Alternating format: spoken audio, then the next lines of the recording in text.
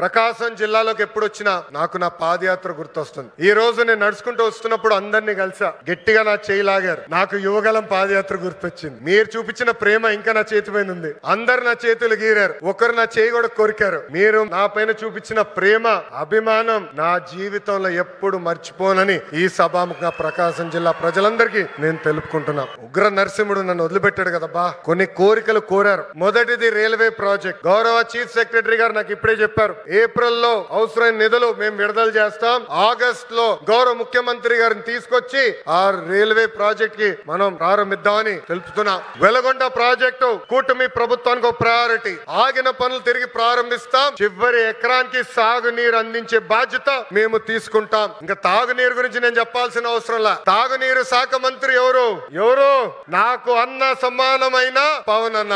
పవన్ అన్న ఏమనుకున్నా సాధించే వ్యక్తి. ప్రతి కేబినెట్ మీటింగ్ లో మేము చర్చిస్తాం. తాగునీరు ఒక ప్రయారిటీ అని ఆయన ప్రతి కేబినెట్ మీటింగ్ లో చెప్పారు. గత ప్రభుత్వం నాశరికమైన పనులు చేసింది, ప్రాజెక్ట్ ని పక్కన పెట్టేసింది. తిరిగి కేంద్ర ప్రభుత్వాన్ని ఒప్పించి నిధులు కేటాయించి ఈ రోజు ఆ ప్రాజెక్ట్ కి టెండర్ స్థాయికి తీసుకొచ్చారు నా అన్న పవన్ అన్న. త్వరలోనే ఆగిపోయిన పనులని ప్రారంభిస్తాం. ప్రతి గడపకి కుళాయి ద్వారా తాగునీరు కూడా అందించే బాధ్యత కూటమి ప్రభుత్వం తీసుకుంటుందని ఈ సభాముఖంగా తెలుపుకుంటూ ప్రకాశం జిల్లా ప్రజలందరూ ఒకటే కోరుతున్నా. వైకాపా పరిస్థితి చూస్తుంటే జాలేస్తుంది. వాళ్ళు పని చేయరు, పని చేయాలనుకునే వాళ్ళ చేత పని చేయనీరు. ఈ రోజు కొత్తగా చెప్తున్నారు ఈ ప్లాంట్ల ద్వారా ఏదో అయిపోతుందని. వాళ్ళని అడుగుతున్నా, మీరు ఇంట్లో గ్యాస్ సిలిండర్లు వాడరా, కట్టెపొయ్యిలు వాడుతున్నారా? ఆ గ్యాస్ తయారు చేసే ప్లాంట్ ఇది. ఎందుకు మీరు అపోహలు కల్పిస్తారు? రండి ప్లాంట్ చూడండి, వెళ్ళి మీ నాయకుడు చెప్పండి. అంతేగాని ఈ ప్లాంట్ కి అడ్డు పడ్డద్దు. అడ్డు పడితే ఎర్ర బుక్ లో మీ పేరు ఉంటుందని ఈ సభాముఖంగా వైకాపా నాయకులు నేను హెచ్చరిస్తున్నా.